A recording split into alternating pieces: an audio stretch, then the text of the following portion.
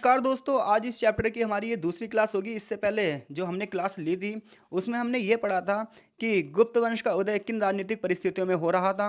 इसके साथ-साथ श्रीगुप्त ने किस प्रकार से गुप्त साम्राज्य की स्थापना करी, समुद्रगुप्त का गुप्त साम्राज्य में क्या योगदान था, उसकी क्या उपलब्धियाँ थीं और इसी प्रकार से हमने अंतिम जो सबसे प्रसिद्ध राजा था स्कंदगुप्त, उसका भी अध्ययन किया कि किस प्रकार से उसके टाइम पीरियड पर हुड़ों का हमला भारत में शुरू हो चुका था और आंतरिक कमजोरियां अपने आप ही उजागर हो रही थी। अर्थव्यवस्था पतन की ओर थी और चांदी के सिक्के अंतिम रूप से ढालने वाला जो राजा था वो कौन था? स्कंदगुप्त ही था। तो ये सारी चीज़ें हमने लास्ट लेक्चर में पढ़ी थी। अगर आपने वो लेक्चर अटेंड नहीं किया है तो सबसे पहले उस लेक्चर को जरूर पढ़ लो, जरूर सुन लो, ताकि चीज़ें आपको समझ में आए। तो चलो शुरू करते हैं। आज की क्लास सबसे महत्वपूर्ण क्लास है, जिसमें पहला क्वेश्चन ये बनता है कि गुप्तकालीन प्रशासनिक व्यवस्था का वर्णन कीजिए। तो जब ये क्वेश्चन आएगा गुप्तकालीन प्रशासनिक व्यवस्था का वर्णन करो, तो सबसे पहले ना इंट्रो में आप थोड़ा सा पिछले लेक्चर से बताओगे कि गुप्त राजाओं के बारे में।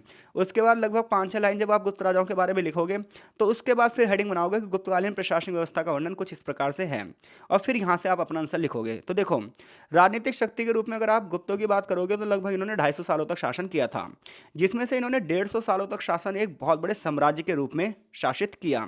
जब गुप्त काल अपने शिखर पर था, अपनी सर्वोच्चता पर था, तो इसने कठियावाड़ से लेकर बंगाल तक, उत्तर पश्चिम भारत से लेकर दक्षिण में मध्य प्रदेश तक पूरे के पूरे क्षेत्र पर शासन किया। हालांकि इसका मतलब ये नहीं है कि पूरे क्षेत्र में सीधे उनकी सेंट्रलाइजेशन पावर थी, एकमात्र शक्ति थी, ऐसा नहीं है। जैसा कि हमने पिछले लेक्चर में पढ़ा था कि जिन जिन क्षेत्रों को गुप्तकालीन राजाओं ने जीता, तो उनमें से कुछ क्षेत्रों को तो सीधे सीधे अपने अधीन कर लिया था, जबकि कुछ क्षेत्रों को उन्होंने क्या कर दिया था? मुक्त कर दिया था कि भाई तुम बस हमें वार्षिक नजराना दोगे। इसके साथ साथ जब आप बंगाल की बात करोगे, बिहार की बात करोगे, उत्तर प्रदेश के कुछ ऐसे क्षेत्रों की बात करोगे, तो गुप्त राजाओं ने वहां पर अपने अधिकारियों को छोड़ दिया था कि उनके अधिकारी वहां पर अपना शासन चलाते थे।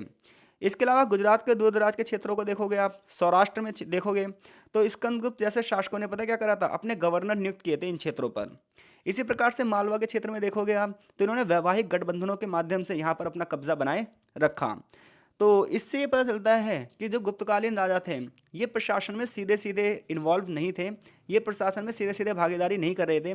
एक बहुत बड़े क्षेत्र पर तो ये सीधे सीधे साम्राज्य स्थापित कर चुके थे, एक बहुत बड़े क्षेत्र पर सीधे सीधे ये राजनीतिक व्यवस्था को चला रहे थे। लेकिन इसके अलावा एक बहुत बड़ा क्षेत्र ऐसा भी था जहाँ पर ये गवर्नरों के माध्यम से शासन करवा रहे थे, जहाँ पर ये अपने अधिकारी वर्ग के माध्यम से शासन करवा रहे थे, या वैवाहिक संबंधों के माध्यम से उस क्षेत्र को अपने नियंत्रण में रख रहे थे।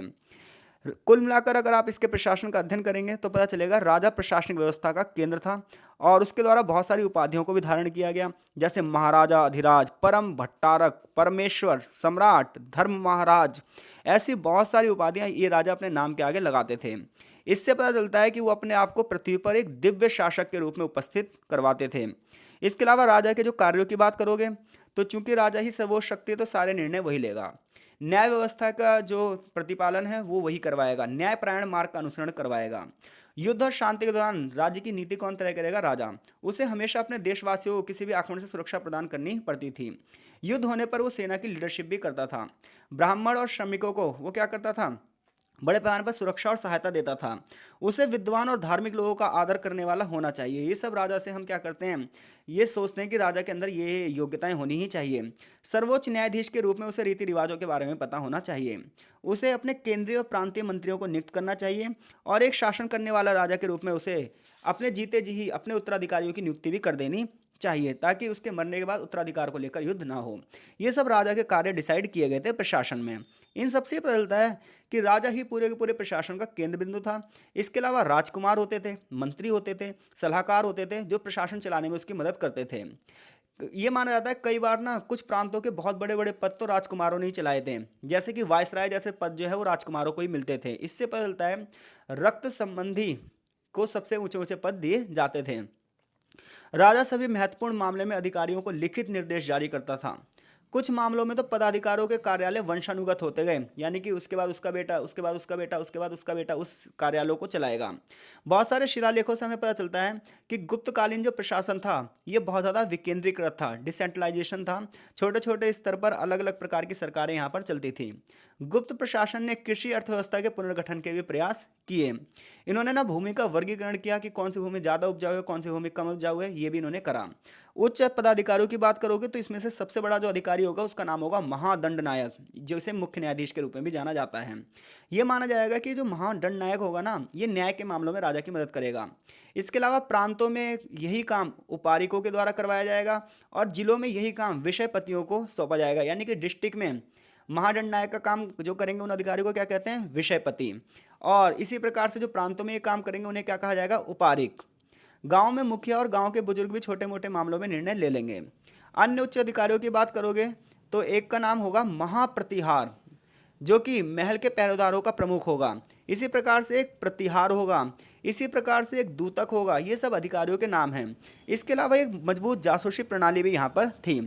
तो अगर आप किसी कम्पिटिटिव एग्जाम की तैयारी कर रहे हो तो आपके लिए ना ये वाले जो पैराग्राफ हैं ये बिल्कुल रामबाण की तरह काम करेंगे, क्योंकि ये क्वेश्चन ना कई बार पूछे जाते हैं, गुप्तकालीन समय में ये अधिकारी कौन सा कार्य संभालता था। तो ये सब चीज़ें आप बहुत ध्यान से समझना। प्रशासन के कुशल कामकाज के लिए राज्य को कुछ क्षेत्रों और प्रांतों में विभाजित किया गया था, जिसमें राजा द्वारा नियुक्त ना गवर्नर इस क्षेत्र को चलाते थे। उस समय जो प्रांत थे उन्हें देश, राष्ट्र या भुक्ति के रूप में जाना जाता था। ये क्वेश्चन तो कई बार आया है कि गुप्तकालीन क्षेत्रों में प्रांतों को किस नाम से जाना जाता था, तो भुक्ति के नाम से जाना जाता था। ऐसा गुप्तकालीन शिलालेखों में कुछ भुक्तियों का वर्णन भी किया है, जैसे तिरा भुक्ति जो कि उत्तर बिहार में थी, नगर भुक्ति, मगध भुक्ति, पुंड्रवर्धन भुक्ति जो कि उत्तर बंगाल में थी। भुक्तियां राजा द्वारा नियुक्त उपारिका द्वारा शासित होती थी। जैसे कि मैंने बताया कि उपारिका कौन होते थे, ये भी महादंड नायक होते थे, लेकिन कहाँ पर, प्रांतों में। और पूरे के पूरे क्षेत्र में कौन महादंड नायक होता था, उसको महादंड नायक ही कहते थे। इसके अलावा देखें आप यहाँ पर पढ़ेंगे तो और भी कुछ अधिकारियों के बारे में पता चलेगा, जैसे कि अभी हमने विषयपति का वर्णन किया गया था। इसके अलावा एक अधिकारी और था जिसका नाम था पुष्टपाल। ये ना रिकॉर्ड बनाते थे और उन रिकॉर्ड का मैनेजमेंट करते थे। जिले के नीचे और भी प्रशासनिक इकाइयाँ थीं, वो अलग अलग क्षेत्रों में अलग अलग नामों से जानी जाती थी, जैसे विधि, अष्टकुलाधिकरण, भूमि पाठक, पेथा। ये सब कुछ इकाइयाँ थी। प्रशासन की सबसे जो निचली जो इकाई थी वो ग्राम के रूप में जानी जाती थी, जिसका अध्यक्ष ग्रामिक या ग्राम अध्यक्ष होता था। ठीक है भाई। तो ये क्या था, गुप्तकालीन की पूरी प्रशासनिक व्यवस्था। तो इसे आप लिखोगे कैसे, इसे आप ऐसे लिखोगे कि गुप्तकालीन के जो प्रशासन के लिए बहुत सारे अधिकारियों की नियुक्ति की गई थी, बहुत सारे गवर्नरों की नियुक्ति की थी, उन्हें अलग अलग नामों से पुकारा जाता था, जिनका वर्णन इस प्रकार से है। फिर आप पॉइंट टू पॉइंट चीज़ें लेकर चलोगे। जितने ज़्यादा पॉइंट में आंसर लिखोगे उतने ज़्यादा नंबर आपको मिलेंगे। अब हम बात करते हैं गुप्तकालीन सेना की। तो गुप्तकालीन सेना को कई भागों में डिवाइड किया गया था। हालांकि ये माना जाता है कि गुप्त काल में शासकों ने अपनी सेना पर बहुत ज़्यादा खर्चा किया था, क्योंकि एक मजबूत राज्य का निर्माण एक मजबूत सेना से ही हो सकता है। ऐसे में सेना के विभिन्न विभाग थे, जैसे रथ वाली सेना थी, पैदल सेना थी, घुड़सवार सेना थी और हाथियों वाली सेना थी, जिसका नेतृत्व, जिसकी लीडरशिप प्रमुख कमांडरों के द्वारा की जाती थी। कुछ समकालीन ग्रंथों में रथ विभाग को एक अभिन्न हिस्सा माना गया कि सबसे मजबूत जो होता है वो रथ विभाग होगा। आगे चलकर इसका प्रयोग दुर्लभ हो गया, क्योंकि ये केवल और केवल वही राजा रख सकते थे जो जिनकी आमदनी बहुत क्या हो, ज़्यादा हो। इसके अलावा अगर आप बात करोगे तो इन अधिकारियों को जो माना जाएगा, सेना में जो काम करेंगे, सैन्य कमांडर जो काम करेंगे, उन्हें अश्वपति, पिलुपति के नाम से भी जाना जाएगा। पिलुपति जो होगा वो होगा जो हाथियों के विभाग की कमान संभालेगा। अश्वपति वो होगा जो घुड़सवारी सेना की कमान संभालेगा। इसके अलावा सेनापति, जो मुख्य रूप से सैनिक कमांडर का पर्याय माना गया है, ये भी यहाँ पर होगा। इसके अलावा कुछ छोटे छोटे अधिकारी भी होंगे, जैसे संधि विग्राहक, ये युद्ध और शांति के प्रभारी अधिकारी होंगे।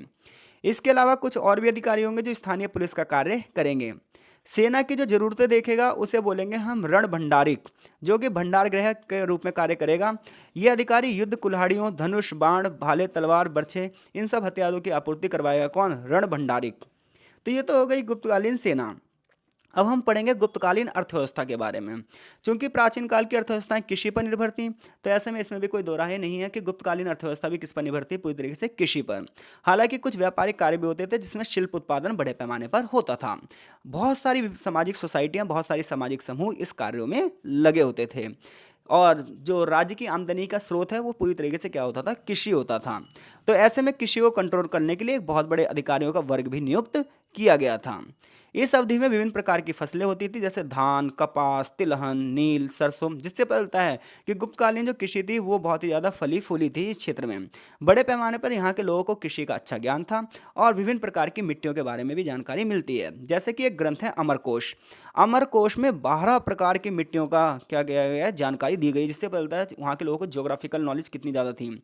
जैसे कुछ जो भूमि उपजाऊ होगी उसे उर्वरक कहा जाएगा, जो शुष्क होगी उसे ऊसर कहा जाएगा, जो सूखी होगी उसे उसे मरु कहा जाएगा। जो बिना जोती हुई भूमि होगी उसे अप्रहत कहा जाएगा। जो घास वाली भूमि होगी उसे सदबल कहा जाएगा। जो कीचड़ से ढकी भूमि होगी उसे पंकिला कहा जाएगा। जो जल स्रोतों के निकट स्थित भूमि होगी उसे जल परयम नुपम कहा जाएगा। दलदली भूमि को कक्ष कहा जाएगा। इसी प्रकार से सरकरा, सरकती, नदी मृतिका, ये सब नदियों द्वारा सिंचित भूमियों के नाम हैं। देव मृतिका अच्छी बारिश वाला क्षेत्र है। आकर्षित भूमि को, इससे पता चलता है खेती की जाने वाली आकर्षित भूमि को अलग अलग नामों से पुकारा जाता है। जहां पर खेती के लिए सबसे ज्यादा आकर्षण है उन क्षेत्रों को खिला या अपराहत कहा जाता है। तो इससे पता चलता है गुप्तकालीन अर्थव्यवस्था पूरी तरीके से कृषि के आसपास ही थी। बड़े पैमाने पर भूमि अनुदान दिए जाते थे और भूमि की पैमाइश भी समय समय पर की जाती थी। भूमि की पैमाइश के लिए अलग अलग यूनिट्स का यूज़ किया जाता था। जैसे आजकल एकड़ का यूज़ किया जाता है, हेक्टेयर का यूज़ किया जाता है, ऐसे पहले वाप का यूज़ किया जाता था। इसके अलावा कुछ लोग ये बोलते हैं छड़ का प्रयोग भी किया जाता था। छड़ से भी खेतों को नापा जाता था। सिंचाई कृषि का एक महत्वपूर्ण हिस्सा था। ज़्यादातर जो कृषि थी वो वर्षा पर ही निर्भर थी, लेकिन सिंचाई के बहुत सारे उपकरण का भी प्रयोग किया गया है। जैसे कि एक उपकरण है अर्घहट। इसके अलावा जलाशयों का निर्माण किया गया है। जैसे कि सुदर्शन झील का हमें उल्लेख मिलता है, जो कि वैसे तो मौर्य राजाओं ने बनवाई थी, लेकिन आगे चलकर ये नष्ट हो गई थी। फिर गुप्त राजाओं ने इसका फिर से क्या करा, पुनर्निर्माण किया। फिर आगे चलकर रुद्रदमन ने भी इसका पुनर्निर्माण किया। तो इससे पता चलता है कि जलाशयों का निर्माण, नहरों का निर्माण भी किया जाता था। हालांकि इस समय में कृषि समाज में कुछ परिवर्तन आए। भूमि व्यवस्था अधिक जटिल होती जा रही थी। उसका रीज़न ये था कि भूमि बड़े पैमाने पर अनुदान में दी जा रही थी। तो ऐसे में जो सिस्टम था वो पूरी तरीके से क्या हो गया था, उलझता गया था। इसके अलावा जितने भी लोग युद्ध जीत कर आते थे उन्हें भी भूमि दान में दे दी जाती थी। सिस्टम को चेंज करने के लिए भी भूदान बड़े पैमाने पर किया जाता था। भूमि का जो टुकड़ा दिया जाता था उसे क्या कहते थे, उसे कहते थे अग्रहार। सबसे ज़्यादा भूमि जो दान दी जाती थी वो ब्राह्मणों को दी जाती थी। इसी वजह से ना समाज में जो ब्राह्मणों की स्थिति है वो उच्च पे उच्च होती गई। किसानों की स्थिति में गिरावट दर्ज हो जाएगी, क्योंकि उसका कारण ये है कि उन्हें बड़े पैमाने पर कर अदा करना पड़ेगा। समानता जो किसान होते थे इन्हें कृषक के नाम से जाना जाता था। इनकी सामाजिक आर्थिक स्थिति बहुत निम्न थी। ये लगातार दास के रूप में अपने स्वामियों के खेतों में कार्य करते थे। महिला दासों का तो बड़े पैमाने पर शोषण किया जाता था। कामसूत्र जैसे ग्रंथों में का अध्ययन जब आप करोगे तो यहाँ पर बड़े पैमाने पर गुप्तकालीन कृषि व्यवस्था का वर्णन आपको मिलेगा। समाज में असमानताएं बढ़ेगी, अमीर अमीर होता जाएगा, गरीब गरीब होता जाएगा। इसके अलावा एक बड़ी प्रथा थी यहाँ पर विष्टि। विष्टि जो प्रथा थी, ये प्रथा ये थी कि बिना पैसे के आप क्या करवाओगे, श्रम करवाओगे। तो बिना वेतन के जब आप श्रम करवाओगे तो स्थानीय जनता का जीवन कैसा हो जाएगा, दयनीय हो जाएगा। शिल्प उत्पादन की अगर हम बात करें तो यहाँ पर शिल्प उत्पादन बड़े पैमाने पर मिट्टी के बर्तन बनते थे, फर्नीचर की वस्तुएं, टोकरियां बनती थी, धातु के उपकरण बनते थे। विलासिता की वस्तुओं में सोने चांदी के आभूषण, कीमती पत्थर, हाथी के दांत से बनी हुई वस्तुएं मिलती थी। महीन रेशमी कपड़ा और सूती कपड़े बहुत ज़्यादा यहाँ के प्रसिद्ध थे। इसके अलावा कुम्हार, बढ़ई, कपड़ा रंगने वाले जिन्हें चिंपक कहा जाता था, हाथी के दांत के निर्माता, शराब बनाने वाले, कल्लर, ईंट बनाने वाले और नमक बनाने वाले, तेल निकालने वाले, बहुत सारे लोग विभिन्न प्रकार के शिल्प क्रियाओं में कार्य करते थे। जिससे पता चलता है कि शिल्प उत्पादन भी बड़े मात्रा में यहाँ पर होता था और इनकी भी बहुत सारी श्रेणियाँ थीं। रेशम के अब कपड़े की बात करोगे तो इनकी अलग अलग किस्में थीं, जिन्हें छोम और पटवस्त्र कहा जाता था। जो इस समय के ग्रंथ मिले हैं उसमें इसका वर्णन भी किया गया है। इसके अलावा जो ये व्यापारी थे इनकी बहुत सारी श्रेणियां भी मिली हैं। अमरकोश ग्रंथ का अध्ययन करोगे, बृहत संहिता जैसे ग्रंथों का अध्ययन करोगे तो व्यापारियों की अलग अलग श्रेणियां आपको मिलेगी। इसके अलावा तक्षशिला, अहिच्त्र, मथुरा, राजघाट, कौशाम्बी, पाटलिपुत्र जैसे जो स्थल हैं यहाँ पर बड़े पैमाने पर शिल्प उत्पादन के लिए मिट्टी के बर्तन आपको दिखाई देंगे। पकी हुई मिट्टी के बर्तन आपको दिखाई देंगे, जिससे पता चलता है कि यहाँ पर शिल्पकला बहुत बड़े पैमाने पर होती थी। इसके अलावा वाणिज्यिक लेन देन होता था, बड़े पैमाने पर क्रय विक्रय होता था, बड़े पैमाने पर बाजारी व्यवस्था भी यहाँ पर चलती थी। प्राचीन भारत की बात करोगे तो सबसे ज़्यादा जो गुप्तों ने सोने के सिक्के जारी किए। हालांकि इनके सिक्के ना इतने शुद्ध नहीं थे जितने कुषाण वंश के थे। तो इनके शिलालेखों में सोने के सिक्कों को दिनार कहा जाता था। तो गुप्तकालीन राजाओं ने बड़े मात्रा में सोने के सिक्के जारी किए, लेकिन ये शुद्ध सोने के सिक्के इतने नहीं थे जितने कुषाणों ने जारी किए थे। तांबे के सिक्के कुछ कम मिले हैं, लेकिन चांदी के सिक्के आगे चलकर बहुत सारे मिले हैं, जिससे पता चलता है कि मुद्रा विनिमय भी यहाँ पर होता होगा।